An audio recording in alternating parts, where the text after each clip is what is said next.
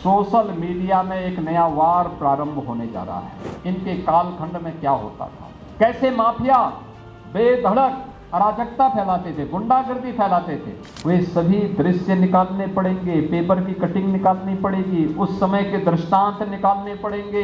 UP के नौजवान को यूपी के अंदर ही मंच मिलेगा। आज हम सब एक नए कार्यक्रम का शुभारंभ कर रहे हैं।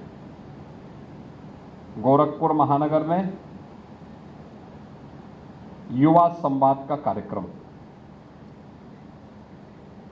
और मैं धन्यवाद दूंगा महानगर संयोजक श्री राजेश गुप्ता जी को, इस नगर मंडल के अध्यक्ष प्रदीप सिंह जी को और उनकी पूरी टीम को कि उन्होंने मालवीय नगर से इसका शुभारंभ किया है।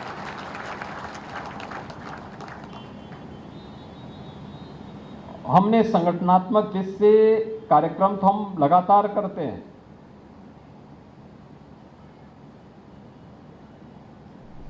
लेकिन युवाओं से शुरुआत की है। क्यों?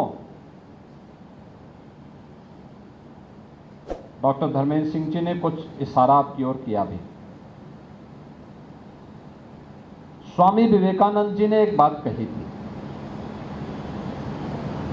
उन्होंने कहा था कि अगर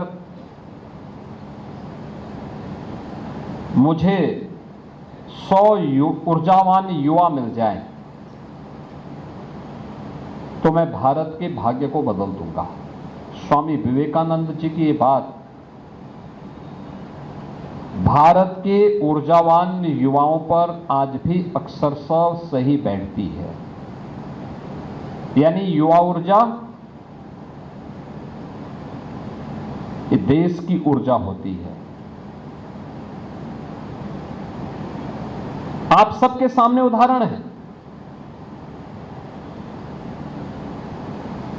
जब भगवान राम ने इस भारत को राक्षस विहीन करने का संकल्प लिया था, निस्सरहीन करहूं मैं भुज उठाए प्रण कीन का संकल्प लिया था, तब भगवान राम भी युवा थे। जब श्री कृष्ण ने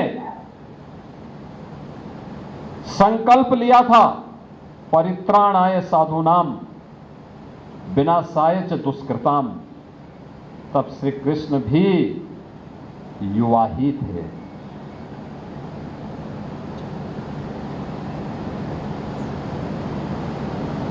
महाभारत के युद्ध में चक्रव्यूह को भेदने वाला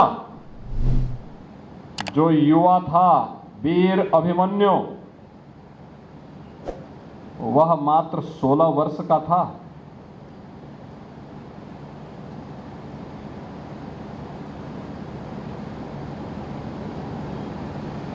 देश की आजादी को बनाए रखने के लिए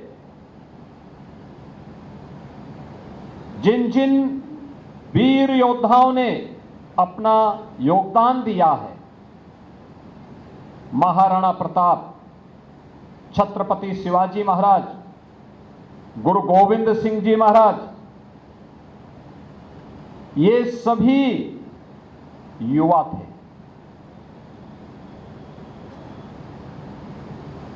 याद करिए, गुरु गोविंद सिंह जी महाराज के 4 पुत्रों को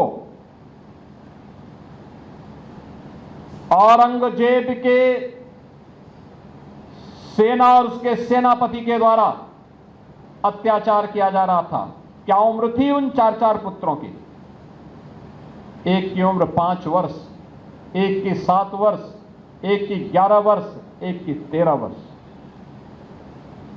लेकिन 2 बड़े पुत्र युद्ध करते हुए वीर गति को प्राप्त हुए। जो 2 छोटे थे, उनसे कहा गया कि इस्लाम स्वीकार करो। उन्होंने कहा नहीं करेंगे। उनसे कहा गया अगर स्वीकार करोगे तो तुम्हें जागीर देंगे। उन्होंने कहा जागीर नहीं चाहिए, हमें हमारा सनातन चाहिए, सनातन धर्म, इसकी ध्वजा झुकने नहीं देंगे। अत्याचार होने लग गया, उन्हें जिंदा चिन्हे दीवालों पे चिन्हा जाने लग गया, पीछे नहीं हटे, पीछे नहीं हटे। याद करिए झांसी की रानी लक्ष्मीबाई को, क्या उम्र थी? मात्र 26 वर्ष। 26 वर्ष की उम्र में उन्होंने झांसी की आजादी के लिए, भारत की स्वाधीनता के लिए अंग्रेजों से प्रथम स्वतंत्र समर में, उस युद्ध में नेतृत्व दिया, अंग्रेजों को परास्त किया। मात्र उम्र थी 26 वर्ष। नेताजी सुभाष चंद्र बोस ने जब उद्घोष किया था, तुम मुझे खून दो मैं तुम्हें आजादी दूंगा, तब नेताजी सुभाष चंद्र बोस युवा ही थे।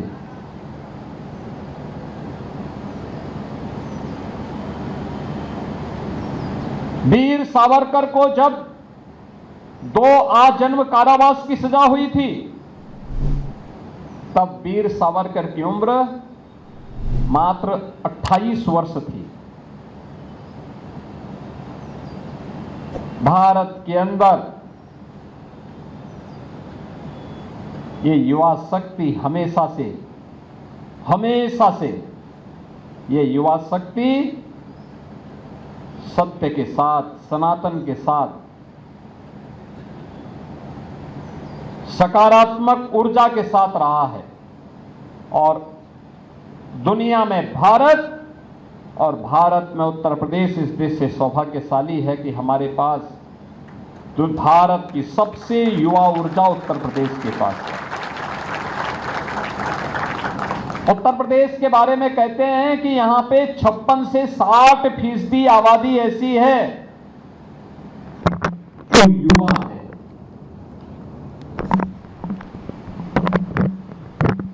कार्यशील है। ये युवा ऊर्जा अगर सकारात्मक कार्यों के साथ जुड़ जाए तो उत्तर प्रदेश को कहां से कहां पहुंचा दे।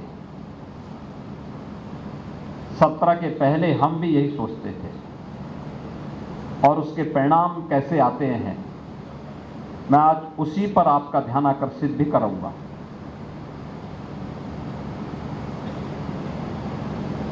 यहां पे 20 वर्ष से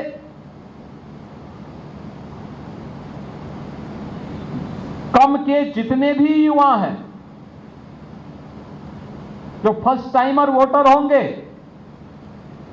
वे सभी इस बात को नहीं जानते होंगे कि 2017 के पहले, 2016 के पहले उत्तर प्रदेश में क्या कुछ होता था, क्योंकि तब उनका मन अबोध था।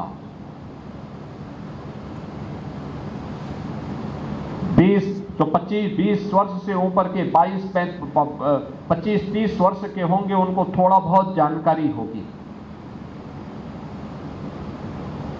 लेकिन उससे नीचे की उम्र के लोगों को नहीं जानकारी होगी उत्तर प्रदेश के बारे में। लेकिन सच क्या था? 2017 के पहले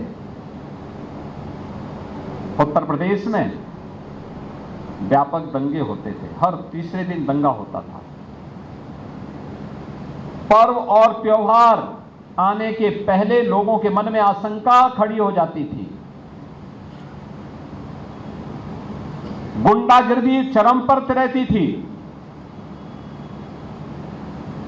केवल गोरखपुर ही नहीं, उत्तर प्रदेश के किसी भी जनपद में जाओ, माफिया की समानांतर सरकार चलती थी। क्या व्यापारी, क्या उद्यमी, क्या चिकित्सक, क्या शिक्षक,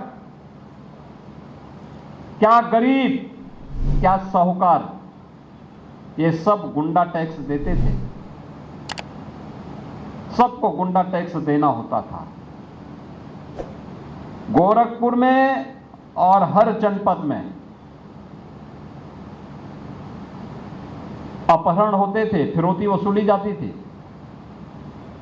हर चौराहे पर टैक्सी स्टैंड के नाम पे वसूली होती थी। कुशीनगर और महाराजगंज का एक हिस्सा था जहां जंगल पार्टी हावी थी और वह किसी का भी अपहरण कर देती थी, फिरौती देकर के छुड़ाइए, नहीं तो कोई पूछने वाला नहीं। पूरे राज्य की स्थिति थी। बिजली बामुश्किल 3 से 4 घंटे आती थी। गांव में तो एक सप्ताह आती थी, एक सप्ताह नहीं आती थी, और वह भी 3-4 घंटे के लिए। मोबाइल फोन, मुझे याद है 17 के पहले जब हम गांव में जाते थे, पूछते थे फलाना कार्यकर्ता अगर अचानक पहुंच गए तो पता लगता था कि वह कार्यकर्ता दूसरे गांव में गया है। भाई दूसरे गांव में क्यों? उन्होंने कहा हमारे गांव में बिजली की 1 सप्ताह की वो समाप्त हो गई है, अब दूसरे गांव में आ रहे तो मोबाइल चार्ज करने के लिए दूसरे गांव में गया हुआ है। ये स्थितियां होती थी। विकास कार्य ठप थे, सड़कें नहीं थी, बिजली गायब थी, सुरक्षा नदारद थी, माफिया की समानांतर सरकार थी और इंसेफ्लाइटिस का कहर अलग से था। ये उत्तर प्रदेश की सही पहचान थी। नौजवानों के लिए नौकरी नहीं थी, रोजगार नहीं था, किसान आत्महत्या करता था, महिलाएं असुरक्षित थी। पश्चिमी उत्तर प्रदेश से तो बेटियां पढ़ने के लिए या तो दूर के रिश्तेदार में जाती थी या फिर हॉस्टल में, अगर मां बाप के पास क्षमता है तो हॉस्टल में भेजते थे, अन्यथा घर में बैठी रह जाती थी। उस बेटी पढ़ नहीं पाती थी।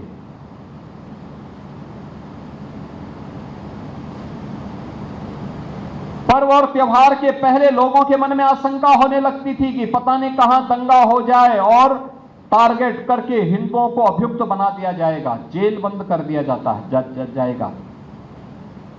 यही होता था। आज जो परिवर्तन आपको डबल इंजन सरकार का दिखाई दे रहा है,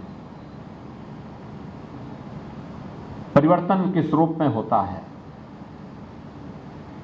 दुनिया में अमेरिका और इजराइल का ईरान से युद्ध चल रहा है। यह मान्यता है कि दुनिया के अंदर सबसे अधिक ऊर्जा का भंडार अमेरिका के पास है।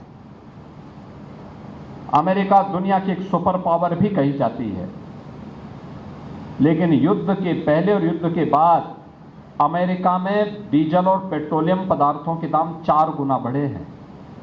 4 गुना बढ़े हैं। पेट्रोलियम पदार्थों का दाम बढ़ने का मतलब हर वस्तु का दाम बढ़ जाना। दुनिया के तमाम देशों में आशंका है। कुछ देशों ने अपने यहां लॉकडाउन लगाया है, कुछ देशों ने अपने यहां प्राइवेट व्हीकल के चलने को प्रतिबंधित कर दिया है, कुछ देशों ने अलग अलग उपाय उठाए हैं। भारत के अगल बगल जितने भी देश हैं उन सब में भी अस्त व्यस्त माहौल है। पाकिस्तान, अफगानिस्तान, श्रीलंका, म्यांमार, इस सभी देशों में बहुत खराब स्थिति। अकेले भारत है। पेट्रोलियम पदार्थों का दाम नियंत्रण में। भारत के अंदर युद्ध का कोई प्रभाव नहीं। कहीं पे है तो प्रधानमंत्री जी ने और भारत की सरकार ने उसे अपने ऊपर लिया है। नहीं, हमारी जनता पे बोझ नहीं आएगा। अलग विषय है कि हमेशा अपनी नकारात्मक सोच के नाते जो विरोधी नैरेटिव सेट करने का प्रयास करते हैं, अफवाह पैदा करके, लेकिन वह सफल नहीं होगा, क्योंकि जनता को मालूम है मोदी जी हैं, उनका नेतृत्व है, वे सफल नहीं हो सकते। विरोधी कभी सफल नहीं हो सकते। यहां पेट्रोलियम पदार्थ नियंत्रण में, महंगाई नियंत्रण में, सुरक्षा का बेहतर वातावरण, हम गोरखपुर में हो या लखनऊ में या वाराणसी में या मेरठ में या नोएडा में या गाजियाबाद में या मुरादाबाद या मेरठ या कानपुर, प्रयागराज, झांसी, कहीं भी हम हो, कोई दिक्कत नहीं, कोई समस्या नहीं। देश के अंदर किसी भी भाग में आप रैली करें, धरना प्रदर्शन करें, चुनावी सभा करें, कोई सम्मेलन करें, कहीं कोई समस्या नहीं। सारा कुछ अपने व्यवस्थित रूप से आगे बढ़ रहा है। ये जो परिवर्तन है, ये जो चेंज है, जिसमें जनता को राहत महसूस हो रही है, इसलिए क्योंकि जनता के प्रति संवेदनशील सरकार है, देश के प्रति समर्पित सरकार है, उसके लिए देश प्रथम है। और इसलिए इन सबका कोई प्रभाव भारत पर नहीं। इस दौरान एक लंबी यात्रा भारत ने तय की है, इंफ्रास्ट्रक्चर के, वेलफेयर स्कीम के,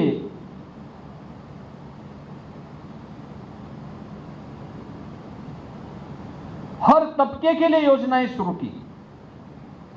आपने देखा होगा पिछले 11 वर्ष में किसान आत्महत्या नहीं करता, क्योंकि किसान की आमदनी बढ़ी है। यूपी के अंदर युवा पलायन नहीं करता, क्योंकि युवा को अब नौकरी और रोजगार उसके आसपास के क्षेत्र में ही उपलब्ध होने लग गया है। और मैं अकेले गोरखपुर के उदाहरण आपको दे सकता हूं। 2017 के पहले गोरखपुर के गीडा में 2 यूनिट लगी थी, औद्योगिक यूनिट 2। आज गीडा में 300 से अधिक बड़े कारखाने लगे हैं, 15,000 से अधिक का निवेश हुआ है, 50,000 से अधिक नौजवानों को नौकरी और रोजगार वहां प्राप्त हुआ है। फर्टिलाइजर चालू हो गया है, पिपराइच की चीनी मिल प्रारंभ हो गई है। ये आखिर कोई भी है, इसी पूर्वी उत्तर प्रदेश या गोरखपुर का ही कोई नौजवान वहां काम कर रहा है। एम्स आपके बगल में प्रारंभ हो गया। कोई सोचता था यहां एम्स बनेगा? आपके मालवीय नगर मंडल में ही है। कोई सोचता था यहां एम्स बनेगा? कभी नहीं, कभी नहीं। समाजवादी पार्टी के समय में हम लोगों ने स्वीकृति कराई थी, और जब मैंने पीएमओ में बैठ करके इसकी स्वीकृति करवाने के लिए पत्र मांगा, तो उन्होंने एक ऐसी विवादित भूमि को दिया जिसका मामला कोर्ट में था। वे चाहते थे बने ही ना। जब 17 में हमारी सरकार आई, हमने इस जमीन का प्रस्ताव भेजा। यहाँ पे गन्ना संस्थान का शोध केंद्र था, हमने इसका प्रस्ताव भेजा, और यहाँ पर आज एम्स बना है। प्रतिदिन 5 से 6 हजार मरीजों का उपचार हो रहा है। वह मरीज कोई भी हो, बिहार का हो, नेपाल का हो, पूर्वी उत्तर प्रदेश का हो, स्वास्थ्य की सुविधा मानव कल्याण के लिए होती है, और वह कार्य एम्स के द्वारा किया जा रहा है। ये व्यष्टिगानी समिष्टि का कार्य है, एक व्यक्ति के लिए नहीं, जनता के लिए, सबका साथ और सबके विकास के भाव के साथ, सबको आरोग्यता का लाभ मिले, इसके लिए काम कर रहा है। बीआरडी मेडिकल कॉलेज 17 के पहले स्वयं बीमार था तो उपचार क्या करता? और मैं तो बार बार कहता हूं कि बीआरडी मेडिकल कॉलेज में पहिए नहीं थे, नहीं तो इसको भी समाजवादी पार्टी सिपाही लेकर के चली जाती, एकदम लेके चली गई होती। लेकिन आज 17 के पहले जो बीआरडी मेडिकल कॉलेज में गया होगा और आज जाएगा, आपको जमीन आसमान का अंतर दिखाई देगा। तब बिजली आती नहीं थी, आज बिजली जाती नहीं है। आज ये परिवर्तन आपको देखने को मिलता होगा। ये जो 4 लेन की कनेक्टिविटी आप देख रहे हैं ना, ये गिरधरगंज और उसके आसपास के क्षेत्र में, ये महादेव झारखंडी और इसके आसपास के क्षेत्रों में, इंजीनियरिंग कॉलेज के आसपास और यहाँ के क्षेत्रों में बरसात में 3-3 फुट पानी लगता था, आवागमन बंद हो जाता था। ये पूरा क्षेत्र जलमग्न रहता था, सड़कें गड्ढे में बदली होती थी, बामुश्किल 2 लेन की सड़क नहीं थी। आज 4 लेन की बेहतरीन कनेक्टिविटी आपके पास है, जिधर से भी आप आइए, आप वाराणसी से आइए, आप कुशीनगर से आइए, आप देवरिया से आइए, आप महाराजगंज की तरफ से आइए, आप कहीं से भी आएंगे, लखनऊ से आएंगे, लखनऊ से वैकल्पिक मार्ग भी गोरखपुर लिंक एक्सप्रेसवे से आपको प्राप्त हो गया है। मैं गोरखपुर से लखनऊ इससे पहले गया हूं यूपीए सरकार के समय में, कई बार मैं जाता था। अगर मुझे आवश्यक रूप से दिल्ली जाना होता था, गोरखपुर से वायु सेवा नहीं थी, यहाँ से लखनऊ 8 घंटे लगते थे जाने में। आज 3 घंटे में हम लखनऊ, 3.5 घंटे में लखनऊ पहुँच सकते हैं। आज गोरखपुर से 14 फ्लाइट हैं, तब फ्लाइट आ गई तो चलती थी, नहीं तो आती नहीं थी। ये स्थितियां थी।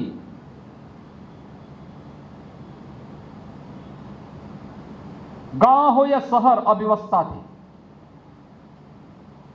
गुंडागर्दी चरम पर थी। माफिया के खिलाफ कोई आवाज नहीं उठाता था, मुझे अकेले लड़ना पड़ता था। मेरे साथ कुछ कार्यकर्ता रहते थे, जो कार्यकर्ता सड़कों पे आंदोलन कर पाते थे, अन्यथा यहाँ का व्यापारी तबाह होता था, उद्यमी तबाह होता था। हम लोग लड़ते थे, माफिया के खिलाफ भी, मच्छर के खिलाफ भी, बीमारियों के खिलाफ भी, विकास विरोधी सरकार के एजेंडे के खिलाफ भी, जनता की सुविधाओं के लिए भी लड़ा जाता था। आज किसी चीज के लिए मांगना नहीं होता है। ये रामगढ़ ताल आज आप जो देख रहे हैं, विकास का मॉडल बन रहा है। ये तब गंदगी का एक अड्डा था। आज आप चारों तरफ देख रहे होंगे, आज उसमें बेहतरीन रोड बन रही है, पर्यटन का एक बेहतरीन स्पॉट बन रहा है। बोड़गहवा नाला अपने आप में एक मॉडल बन रहा है, जल निकासी किस रूप में होनी है।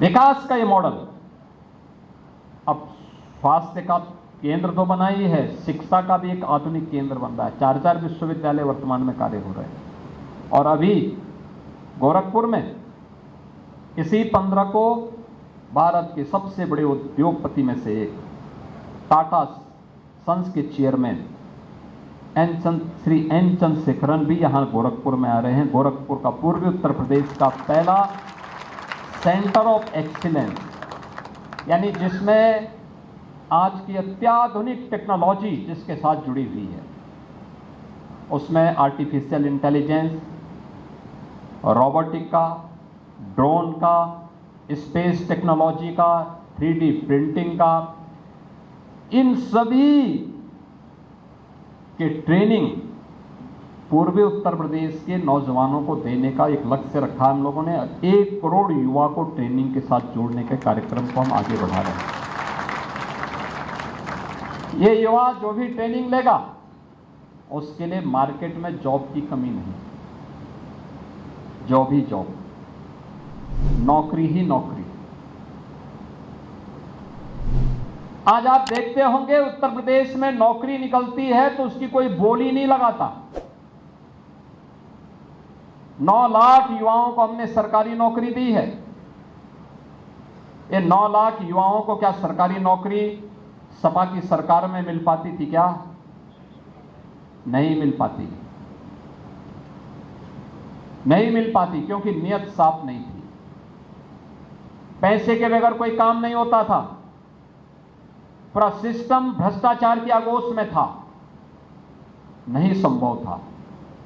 आज उन सबको ये नौकरी मिली है बिना किसी सिफारिश के और बिना किसी लांग लपेट के, योग्यता के आधार पर उन नौजवानों ने नौकरी पाई है।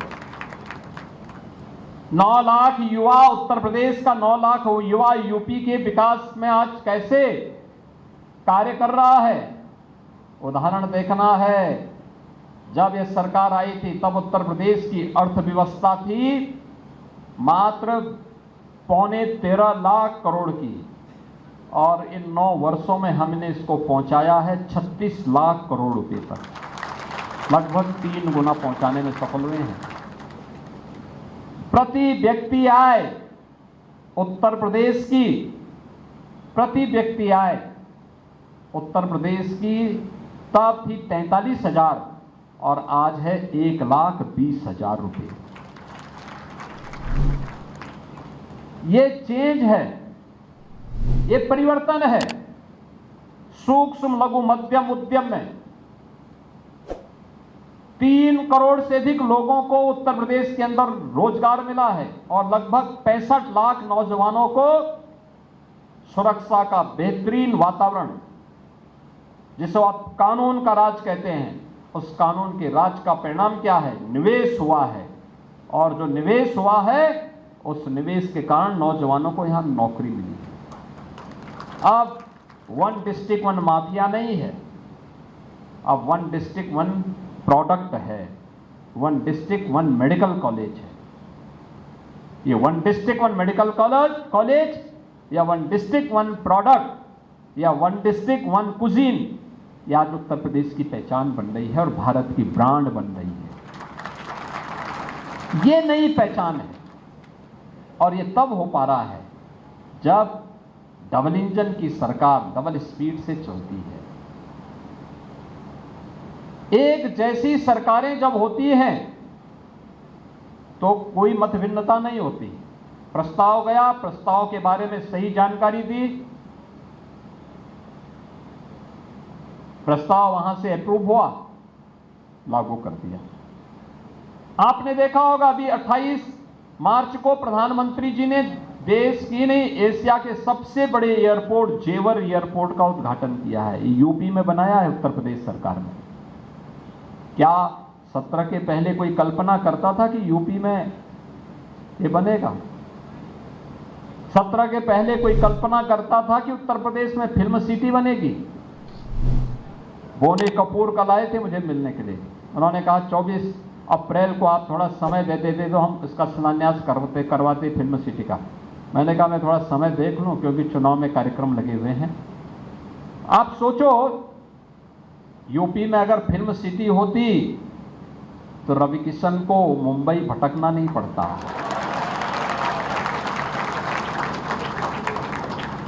तो ये कलाकार थे, कलाकार को सम्मान मिलना चाहिए। लेकिन जब ये गए होंगे मुंबई तब इनको भी नहीं रहा होगा कि ये सब कलाकार बन पाएंगे, क्योंकि तब तो घर की मार से बचने के लिए घर से भाग गए। अब करना क्या है? काम धाम कुछ और आता नहीं तो चलो फिल्मों में ही काम करें। और उस बहाने गए और वहां पर जाकर के अपनी मेहनत से आज वे सफल हो गए। लेकिन कितने युवा सफल हो पाते? अनुमान करिए कितने रवि किशन सफल हो पाते?